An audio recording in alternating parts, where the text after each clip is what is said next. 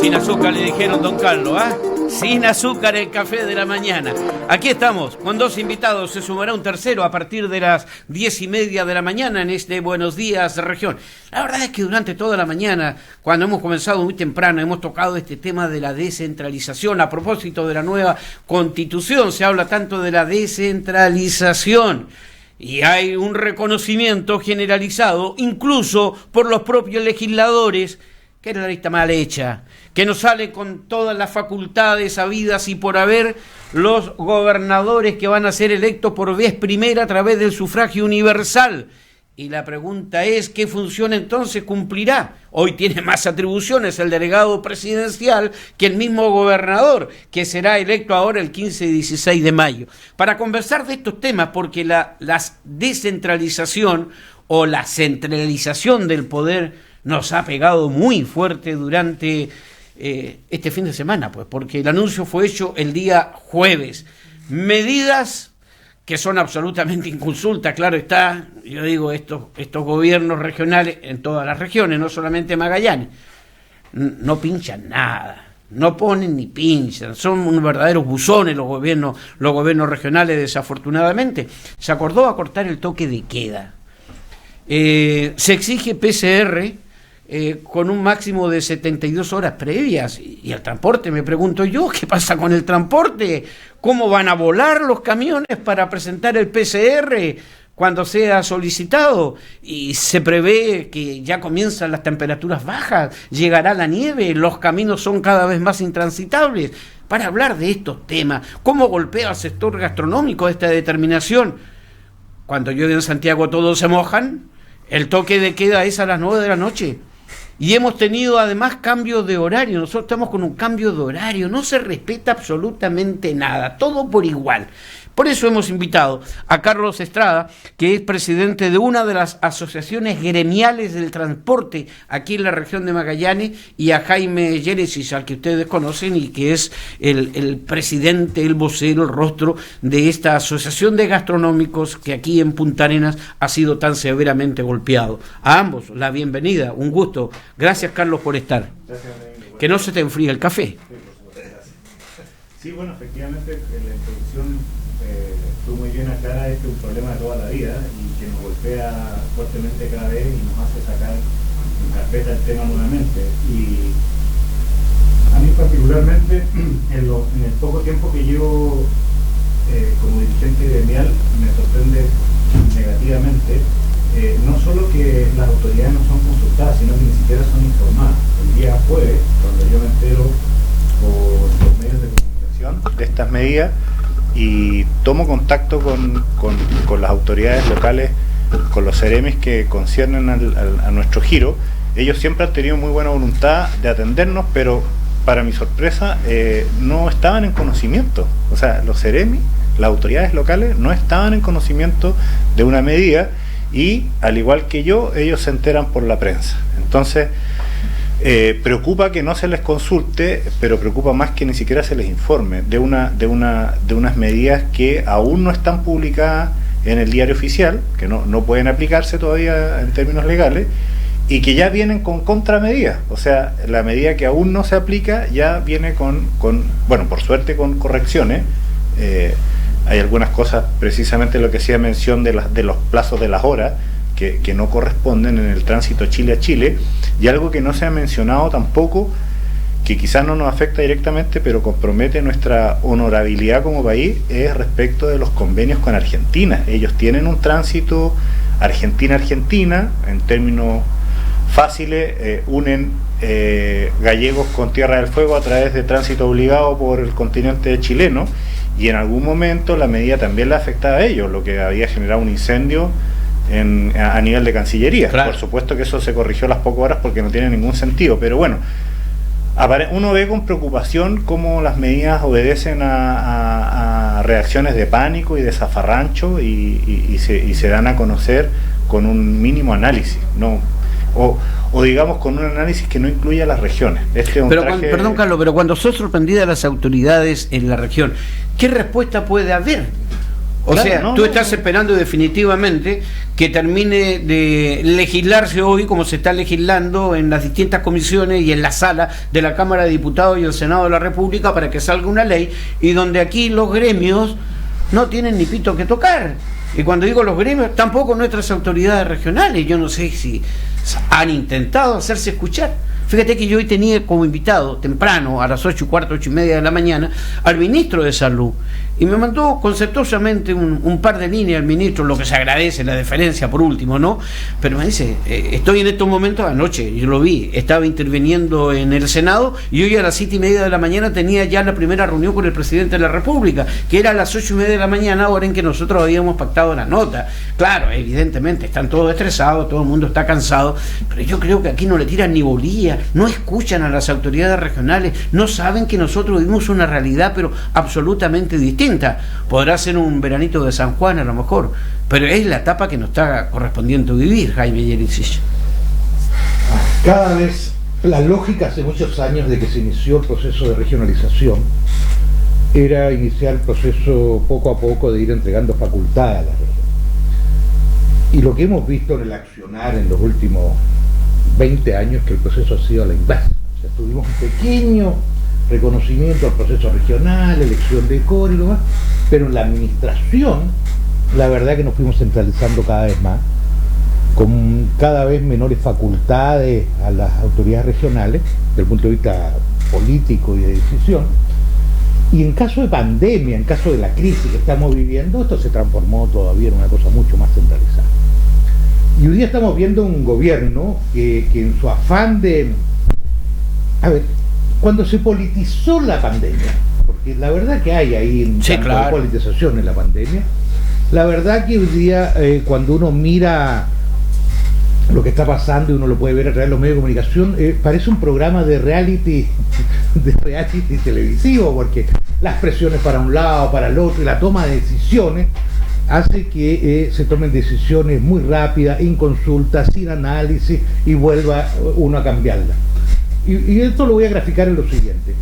Cuando nosotros tuvimos la pandemia, la segunda ola, la verdad que lo que vivimos fue un tema complejo. Nosotros por cada un contagiado que tuvimos en la primera ola, tuvimos 5 en la segunda.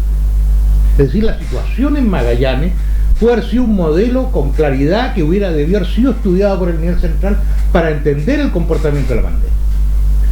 Pero al contrario, como no afectaba al norte del país, al centro del país, este era como un tema que no existía. De hecho, nos pusieron condiciones especiales, nos pusieron la cuarentena a las 8 de la noche, o sea, perdón, el toque de queda a las 8 de la noche, el resto en otro funcionamiento, o sea, digamos, en el resto del país en otro horario, pero no se estudió el proceso. Ahora que se le empieza a presentar la misma circunstancia, Santiago, entran en pánico. O sea, hay un pánico respecto a este tema. Yo diría, mira lo que me atrevo a decir, tan crítico no está la situación, porque nosotros en la segunda ola tuvimos 5 contagiados por cada uno que tuvimos en la primera ola y Santiago está teniendo un 1,3, un 1,4, o sea, todavía no tiene el impacto de la segunda ola, seguramente es producto de la vacuna. Pero esto hace que tomen decisiones y que afectan a otras regiones que están en otro nivel, como el caso de Aysén y Magallanes. Nosotros estamos en etapas 3 y 4, ya pasamos la segunda ola, ¿cierto? Venimos en una meseta, vienen disminuyendo, somos la región con mayor nivel de vacunación, somos, si tú miras los índices de la tasa de contagio en los últimos 25 días, somos la región que menos tasa de contagio tiene, que más ha bajado a nivel nacional. Pero claro, como en Santiago llueve, es que nosotros andemos con paraguas y nos pone en condiciones. Y lo que más molestia da es que las regiones, ni siquiera las autoridades que puso el mismo gobierno, ni siquiera le consultaron o le avisaron media horita antes para decirle, oye, mira, vamos a hacer algo, nada. Y acá viene la otra parte, que yo creo que es un tema que las autoridades regionales tienen que decidir, o sea, tienen que ser capaces en qué lugar van a estar, dónde van a vivir. Yo creo que ellos tienen que ser capaces de alzar la voz. No solamente la autoridad regional, incluso el mismo gobierno, de decir, mire, ¿sabe qué más? Aquí en Magallanes debería ser de otra manera. Y también los parlamentarios. He escuchado poco a los parlamentarios, muy poco a los parlamentarios. Yo creo que los parlamentarios están en la coyuntura por los temas que se están discutiendo, pero la sensación también que tengo es que están desconectados un poco de lo que pasa en Magallanes, lo que está afectando a muchos sectores, lo que le ha afectado a los camioneros, los que toman las decisiones, que transitan por territorio argentino. que claro, al final se corrigen los temas, pero ninguno de los nuestros parlamentarios vi que estuviera preocupado de ese tema, o los efectos que está teniendo la disminución de una hora, porque mucha gente cree que el nivel gastronómico, una hora menos de trabajo, bueno, no es tanto, no, es un turno que se afecta completamente, porque el tiempo que hay entre que la gente sale del trabajo y la posibilidad de salir a comer algo, se achica y por lo tanto se pierde. Y eso significa que para muchos restaurantes sacaron a su gente, tenían 2 turnos ya trabajando, la idea es tener mayor cantidad de trabajadores, y cuando tú reduces esto, lo que haces es, le cargas financieramente adicionalmente a un sector que ya venía mal, que tenía la ilusión de ir mejorando porque estaba haciendo un esfuerzo, nuevamente a tierra. Entonces, obvio que aquí hay un problema serio, o sea, acá hay un problema serio. El modelo de gestión gubernamental es un desastre para las regiones. Nos agobia, no nos deja avanzar. Pero también por el otro lado yo tengo que ser un nivel de autocrítico. Los niveles de los liderazgos regionales para enfrentar este tipo de situaciones tan altas. O sea, yo noto que los liderazgos de la clase política, que son los que están llamados a enfrentar este tipo de situaciones, no están funcionando, no hay liderazgos claros, y yo diría que más bien los reclamos y los liderazgos se están generando más bien en organizaciones sociales y no donde debería existir. Entonces ahí hay un tema que me preocupa profundamente, porque no solamente vamos a ganar en la descentralización o mayores niveles de autonomía, si no somos capaces nosotros, ¿cierto? Si no somos capaces nosotros también de generar una fuerza, una potencia en nuestro mensaje, un reclamo con mucha fuerza, y noto que los liderazgos regionales son muy blandos, muy suaves, sin sentido ni profundidad en los mensajes para exigir un mayor respeto en la gestión regional. Eso me preocupa también. O sea, tenemos 2 elementos que son complejos y que toca enfrentar en el corto plazo, porque si no, el proceso de descentralización y regionalización que estamos teniendo siendo desastroso.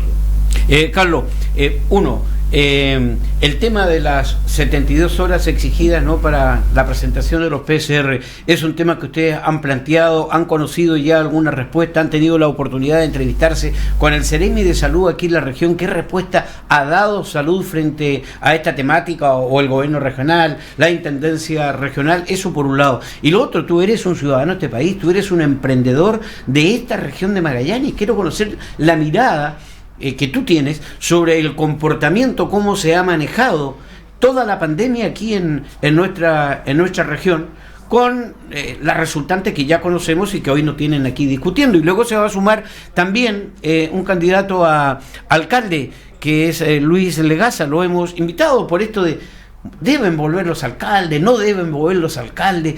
Mira, hay una gran incertidumbre respecto a definitivamente cómo saldrá una ley que en estos momentos se está discutiendo en el Parlamento, pero que a mí me da la impresión, a lo mejor yo estoy rotundamente equivocado, que es a la chilena, a última hora, a la improvisación.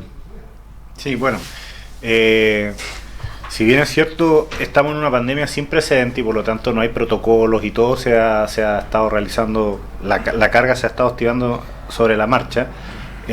Pero lo que a mí me preocupa mucho, lo que dice Jaime, me preocupan 2 cosas y con alguno tengo alguna diferencia. Yo creo que las autoridades locales, si bien es cierto llevan ese título de autoridad, son empleados que están subordinados a una jerarquía que claramente es vertical y viene desde Santiago. Entonces me parece a mí que no sé si la figura nueva del gobernador, el nuevo gobernador va a tener realmente la autoridad para solucionar localmente y ágilmente, sin consultar y sin depender de que nos toque un fin de semana de por medio para tomar alguna solución. Tal cual está considerada la ley, ¿no? Bueno, entonces es un Papa Oscar, porque no... Va a quedar, para darte una versión. A ver, si uno puede hacer una proyección de lo que va a pasar, es que con las facultades que tiene no va a decir nada del 15% de la inversión pública, con los cores. Y cualquier cosa que necesite va a tener que ir a negociar con el delegado, sí, claro, con el delegado presidencial, porque ese va a manejar el 85% de los recursos. Él va a funcionar con los Ceremi. Entonces se va a producir la paradoja que va a tener un gobernador que va a ser electo con muchos votos, con respaldo, que va a tener que negociar con el delegado presidencial, y aparte de eso con el gobierno central. Claro, a mí... O sea, se le hace más difícil llegar. O sea, la negociación va a ser más compleja, a no ser que, por eso digo, tiene que haber liderazgo muy potentes, muy fuertes como para enfrentar. O la otra es generar conflicto. Solo generar conflicto para ver si se puede avanzar. Pero eso es se puede generar 15 conflictos a nivel nacional. O sea, a mí lo que en algún momento cuando han habido problemas desde nuestro gremio con empresas como ENAP o como alguna dirección como aduana, estoy hablando en general al azar. Cuando te dicen, oye, mire, señor intendente, tenemos este problema con ENAP, y te dicen, no, sabe que ENAP es autónomo, ENAP nosotros no tenemos mucho que hacer. Oiga, sabe que nosotros quisiéramos que la dirección de aduana reflexionara respecto a los horarios de frontera, es que aduana hay que verlo por Valparaíso. Entonces, finalmente, ¿cuál es lo que da la impresión de que las distintas instituciones, aduanas, empresas del Estado, son sumamente independientes? Sí. Entonces lo que nosotros necesitamos como región es tener alguien que tome decisiones y que tenga la capacidad, por ejemplo, de este jueves anterior al fin de semana largo, el intendente llame a Frontera, hable con el jefe de servicio del SAC, de aduana, carabinero, PDI, y les diga, mire, estamos viendo el tema y se va a ver, hay que publicar algo en el diario oficial, pero mientras tanto no bloqueen el paso del transporte, y que haya una persona que tenga la autoridad y que tenga las facultades. O por ejemplo, no sé, años anteriores que creo que te tocó a ti, si hay un incendio en Torre del Paine, que sea una autoridad local la que tome las decisiones y que no tenga que estar en Santiago alguien suponiendo que hay que mandar un avión o hay que mandar más camiones o gente del ejército, ¿me entiendes? Entonces, ¿pero en qué situación están ustedes hoy? Hoy día el PCR que se había hablado, ¿sí?, no va a ser aplicado a los conductores que hagan Chile-Chile ni Argentina-Argentina, que nos parece súper positivo, súper lógico, era impensado hacerlo de otra manera. ¿Y no se toma en cuenta el paso obligado por Argentina? Claro, ese es el Chile-Chile. No se van a poder bajar a excepción de 1 o 2 lugares. Claro, que eso ya venía hace rato. Claro, eso es una medida argentina, digamos. Para hacer necesidades fisiológicas. Claro, nada más, y cargar combustible. Claro. Entonces, en ese sentido estamos bastante aliviados. Pero también hay algunas otras medidas que se podrían aplicar, como por ejemplo, me hablaban ahí gente con conocimientos técnicos de hacer el test de antígeno en frontera. Sí, entonces con eso se solucionan absolutamente todos los problemas y se resguarda la salud. O sea, soluciona un problema menos 5 minutos sin hacer una concesión a la salud pública, porque uno decía, bueno, esta gente trae comida, la vamos a dejar a pasar a riesgo de que sea un factor de contagio. Bueno, con el test de antígeno en frontera no hacen ninguna concesión y se eliminan todos los riesgos. Entonces están las capacidades técnicas para hacerlo, pero claro, el poder central tiene que entender que la frontera nuestra está a 200 kilómetros, ¿me entiendes? Entonces tienen que ver si va a haber alguien que va a viajar todos los días, detalles técnicos que tienen que ser solucionados acá en Punta Arenas. Pero bueno, se avanzó rápidamente, pero lamentablemente me parece que se avanza por los reclamos, por la presión a través de los medios de comunicación y de las redes sociales, que me parece que hoy día es lo que más funciona. No. Carlos, te quiero hacer una pregunta que no está relacionada directamente con este tema, pero es algo que va a ocurrir. No sé cuándo, pero va a ocurrir. Se va a tratar el tema para incorporar mayores recursos para enfrentar la pandemia, la exención de impuestos. Y dentro de la exención de impuestos están los combustibles. Y ahí están los transportistas. Claro. ¿Cuál es tu mirada? Mire, la mirada... es importante decir lo siguiente. Cuando todos los usuarios de vehículos pagamos un impuesto al IVA cuando compramos el vehículo, pagamos un permiso de circulación, pagamos una revisión técnica, pagamos un impuesto específico altísimo, que fue un impuesto temporal para un terremoto, no sé si se acuerdan ustedes, que se eternizó, y además en el resto del país pagamos peaje, entonces pagamos 5 impuestos distintos. Le rebajaron el peaje ahora, parece, ¿no? Sí, hay una pequeña rebaja, pero porque se sobrepagó, se pagó 20 veces la inversión en un tiempo anterior al presupuestado, pero los impuestos para la circulación por las vías de nuestro país son increíbles, ¿no?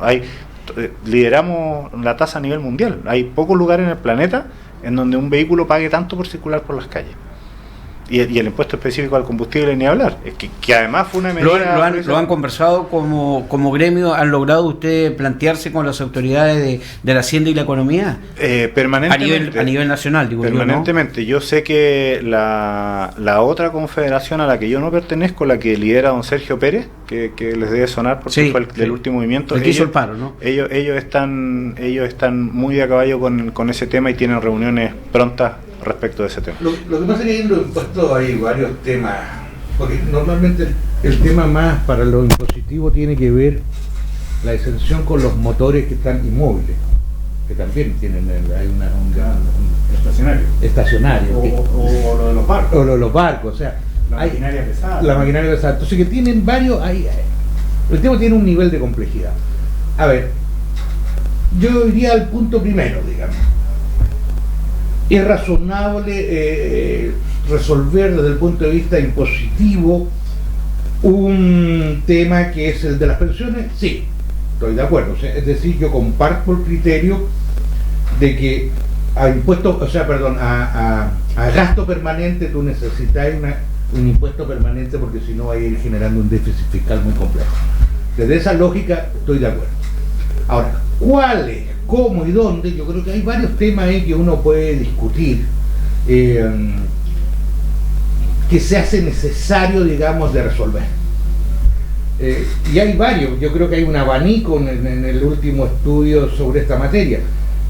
Pero sí hay una cosa que me parece súper importante entender, porque lo primero que miran cuando uno habla de excepciones tributarias, en el caso nuestro, que es el caso de Zona Franca, o el tema de la Ley Tierra del Fuego, la Ley Navarino, es que uno tiene que hacer recordar por qué existen esas medidas. No son para darnos beneficios, y ahí la gente se equivoca. Esas son medidas que son para igualar la cancha. Porque normalmente por la distancia de los centros de los centros de consumo y generación de la riqueza, la zona extrema, en este caso específicamente nosotros y Aysén, tenemos características que nos hacen que todo el sistema sea más caro que el resto del país. Y por lo tanto, cuando se nos entregó esos beneficios, no fueron para darnos beneficios, sino para igualar con el centro del país los costos. Ahora, no son revisables, porque tú estás hablando ya de las leyes de excepción, que evidentemente también están en el ojo del huracán, están en el ojo de la economía y de la hacienda. Tú hablas de las leyes de excepción, ¿ninguna es revisable para tu gusto? ¿Que no, fue buena ayer y hoy no cumple el rol para la cual fue creada? Yo estoy dispuesto, o sea, me parece que hay que revisarlas, pero creo que eso tiene que ser en el marco de la regulación. Yo creo que, por ejemplo, las leyes estaban generadas para otro diseño, y que no terminaron en esa línea, digamos, terminaron transformándose en un beneficio.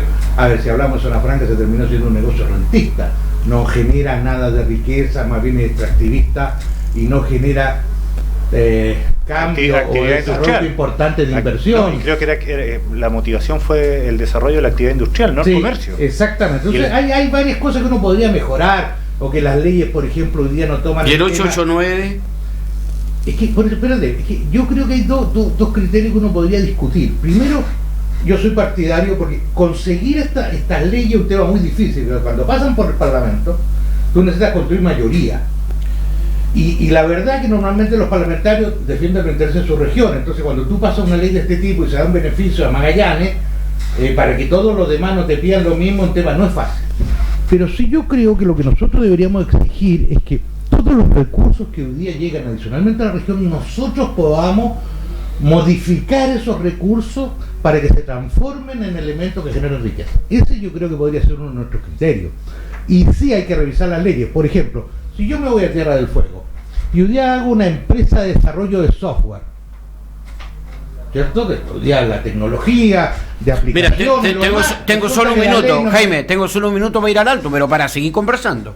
Claro, pero yo te diría que hay que modificar cosas, pero no ponerla que la discutan a nivel nacional, porque si la ponen a nivel nacional la vamos a perder, no van a tener mayoría parlamentaria. A mí, perdón, que yo no puedo dejar de mencionar, respecto a las leyes de excepción, a nivel mundial, alguna vez lo leí, las leyes de excepción tienden a desaparecer, porque son señales falsas al mercado. O sea, nosotros estamos sustentando a costo de las arcas fiscales una industria ficticia en porvenir, por ejemplo, que la idea es fomentar el desarrollo de porvenir, pero cuando se saquen todos estos subsidios, porvenir no agarra vuelo, ¿me entiendes? Se mantiene solamente con... A mí me parece que las medidas de excepción en el mundo tienden a desaparecer. Sí, perdón, para terminar la idea, y no me parecen sanas las medidas de excepción, porque, por ejemplo, si hay alguna industria del salmón que tiene algún beneficio fiscal, ese salmón llega a Alaska, a Canadá, el salmonero canadiense dice, oiga, este producto viene subvencionado por el gobierno chileno,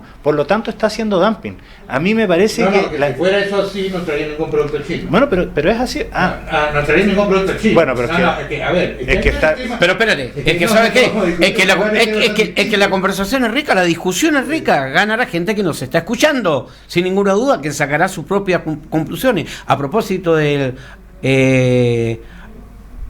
ATP-11, el PP-11, que se le ha puesto ahora carácter de urgencia. Ese será también un motivo de debate, no hoy entre nosotros a lo mejor, pero los próximos días, el PP-11. El PP-11 lo que hace en el fondo es el modelo americano que inventó Obama, ¿cierto?, para ponerle restricciones a las importaciones chinas. Eso es fundamentalmente el objetivo del PP-11. A que adhirió Chile en primera instancia, obvio, y donde hoy no existe convencimiento, sin ninguna duda. Pero lo que pasa es que cuando uno hace la discusión, la verdad que lo que se discute en redes sociales, el 80% no ha leído el TPP-11. No es un tema fácil, pero hoy día, por ejemplo, yo diría que el TPP-11 no tiene la importancia que tenía hace 7 años atrás por el tratado que armó Asia en general con algunos países de Europa, Nueva Zelanda, que objetivamente es un tratado que da libertad de comercio. Me agarró el tiempo. Tengo que hacer un alto comercial, solo muy breve. Y seguimos discutiendo sobre estos temas apasionantes de región y de país con Carlos Estrada, con Jaime Génesis, y espero que se nos sume el profesor Lucho Legas.